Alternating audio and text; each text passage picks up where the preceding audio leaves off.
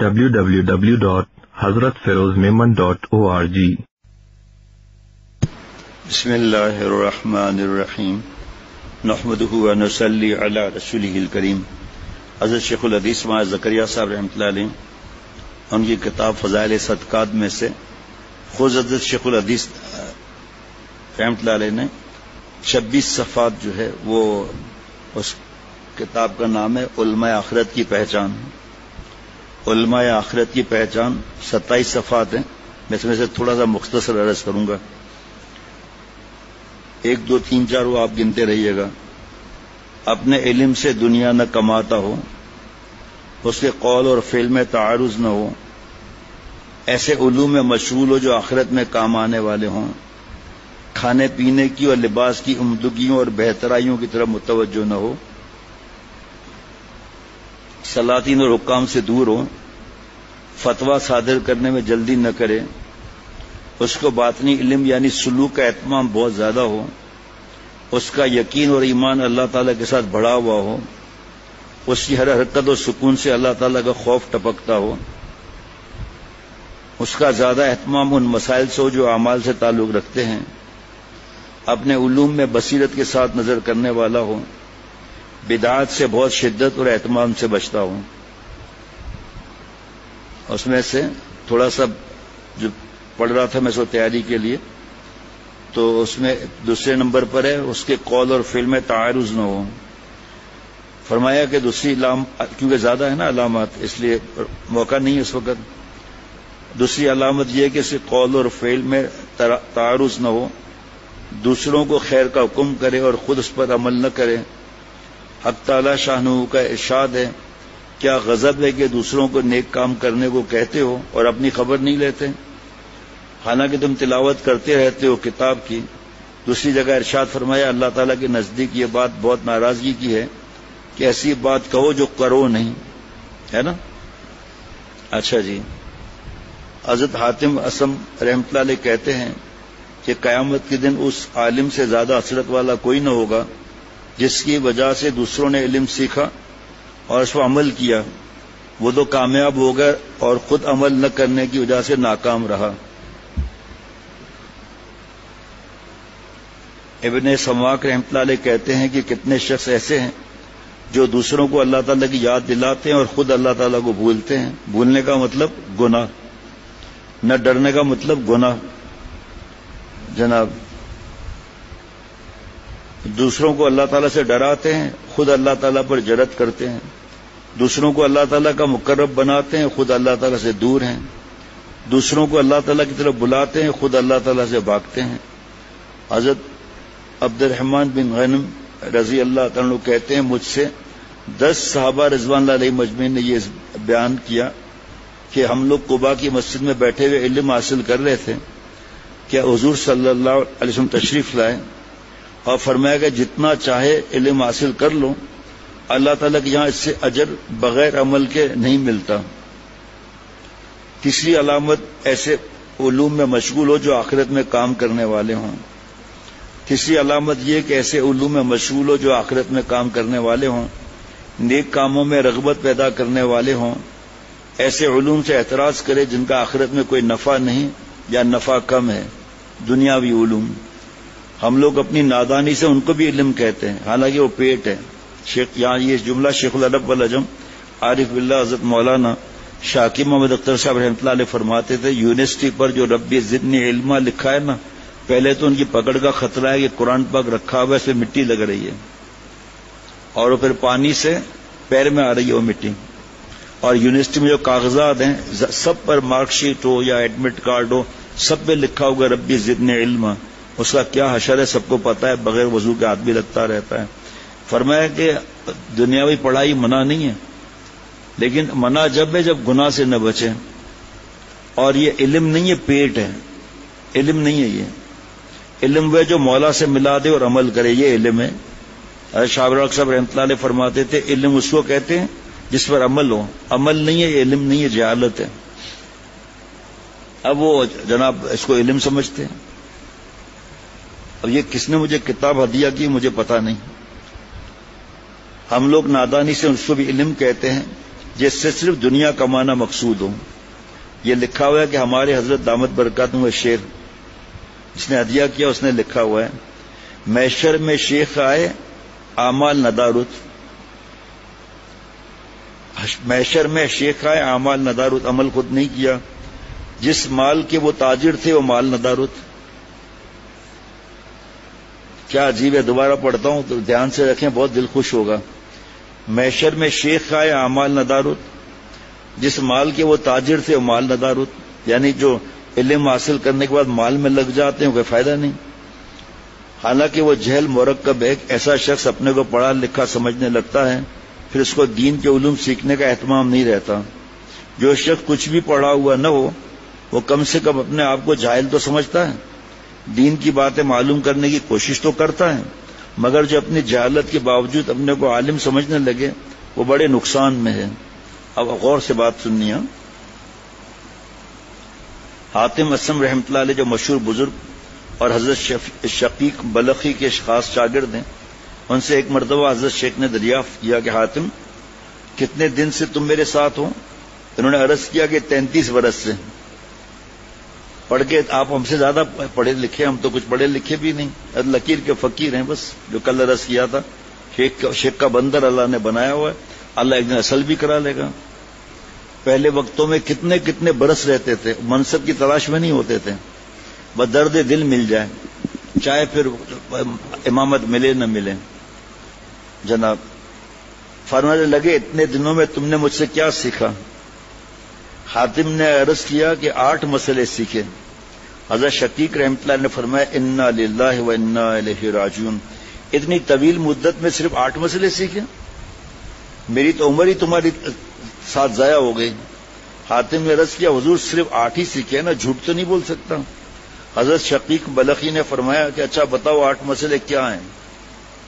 8 مسئلے دل میں اتر جائے میں بھی اللہ والا بن جاؤں گا. حاتم نے عرض کیا حضرت نمبر 1 میں نے دیکھا کہ ساری مخلوق کو کسی نہ کسی سے محبت ہے، بیوی، اولاد، مال، احباب وغیرہ وغیرہ، لیکن میں نے دیکھا کہ جب وہ قبر میں جاتا ہے تو اس کا محبوب اس سے جدا ہو جاتا ہے، اس لیے میں نے نیکیوں سے محبت کر لی ہے. پہلا ہی مسئلہ کام بنا دیا. جناب اچھا ہوا آ گئے نا فجر میں یہاں؟ ہاں صاحب اچھا جی. اس لیے میں نے نیکیوں سے محبت کر لی تاکہ جب قبر میں جاؤں تو میرا محبوب بھی ساتھ ہی جائے اور مرنے کے بعد بھی مجھ سے جدا نہ ہو. حضرت شقیق رحمۃ اللہ نے فرمایا بہت اچھا کیا. نمبر 2 میں نے اللہ تعالیٰ کا ارشاد قرآن پاک میں دیکھا وَأَمَّا مَنْ خَافَ مَقَامَ رَبِّهِ، اور جو شخص دنیا میں اپنے رب کے سامنے آخرت میں کھڑا ہونے سے ڈرا ہوگا اور نفس کو حرام خواہشات سے روکا ہوگا تو جنت اس کا ٹھکانہ ہوگا، جو رات بیان ہوا تھا اس پر. میں نے جان لیا کہ اللہ تعالیٰ کا ارشاد حق ہے. میں نے اپنے نفس کو حرام خواہشات سے روکا یہاں تک کہ وہ اللہ تعالیٰ کی اطاعت پر جم گیا. 8 مسئلے ہیں، 2 مسئلے کافی نہیں ہیں. نمبر 3 میں نے دنیا کو دیکھا کہ وہ ہر شخص کے نزدیک جو چیز بہت قیمتی ہوتی ہے، بہت محبوب ہوتی ہے، وہ اس کو اٹھا کر بڑے احتیاط سے رکھتا ہے، اس کی حفاظت کرتا ہے. پھر میں نے جو اللہ تعالیٰ کا ارشاد دیکھا، آپ کے پاس سنا ما عندکم ینفد وما عند اللہ باق، جو کچھ تمہارے پاس دنیا میں ہے وہ ختم ہو جائے گا، خواہ وہ جاتا رہے یا تم مر جاؤ، ہر حالت میں وہ ختم ہوگا. جو اللہ تعالیٰ کے پاس ہے وہ ہمیشہ باقی رہنے والی چیز ہے. اس آیت شریفہ کی وجہ سے جو چیز بھی میرے پاس ایسی کبھی ہوئی جس کی مجھے وقت زیادہ ہو اور وہ پسند زیادہ آئی، وہ میں نے اللہ تعالیٰ کے پاس بھیج دی تاکہ ہمیشہ کے لیے محفوظ ہو جائے. ما عندکم ینفد وما عند اللہ باق. پیارے شیخ فرماتے تھے اگر چاہتے ہو کہ میری جوانی ہمیشہ باقی رہے، اگر چاہتے ہو کہ میرے بیوی بچے باقی رہیں، اگر چاہتے ہو تو مال باقی رہے، اگر چاہتے ہو کہ صحت باقی رہے، اگر چاہتے ہو تو خوشیاں باقی رہیں، تو سب اللہ پر فدا کر دو، سب محفوظ رہیں گے. جناب نمبر 4 حضرت میں نے ساری دنیا کو دیکھا کہ کوئی شخص مال کی طرف اپنی عزت اور بڑائی میں لوٹتا ہے، کوئی حسب نسب کی شرافت کی طرف، کوئی اور فخر کی چیزوں کی طرف، یعنی ان چیزوں کے ذریعے سے اپنے اندر بڑائی پیدا کرتا ہے اور اپنے کو سمجھتا ہے میں نیک ہوں. اور اپنی بڑائی ظاہر کرتا ہے، فخر کرتا ہے میں کچھ ہوں. میں نے اللہ تعالیٰ کا ارشاد دیکھا، ان اکرمکم عند اللہ اتقاکم، اللہ کے تعالیٰ کے نزدیک تم میں سب سے بڑا شریف وہ ہے جو سب سے زیادہ پرہیزگار ہو. اس بنا پر میں نے تقوی اختیار کر لیا تاکہ حق تعالیٰ شانوں کے نزدیک شریف بن جاؤں. ماشاءاللہ بھی تو کہنا چاہیے. کچھ خزانہ ہے یا نہیں پورے آخرت تک کے لیے؟ زندہ ہیں جب تک. پھر آگے جناب 5واں، میں نے لوگوں کو دیکھا کہ ایک دوسرے پر طعن کرتے ہیں، عیب جوئی کرتے ہیں، برا بھلا کہتے ہیں، اور یہ سب کا سب حسد کی وجہ سے ہوتا ہے کہ ایک دوسرے کو پر حسد آتا ہے.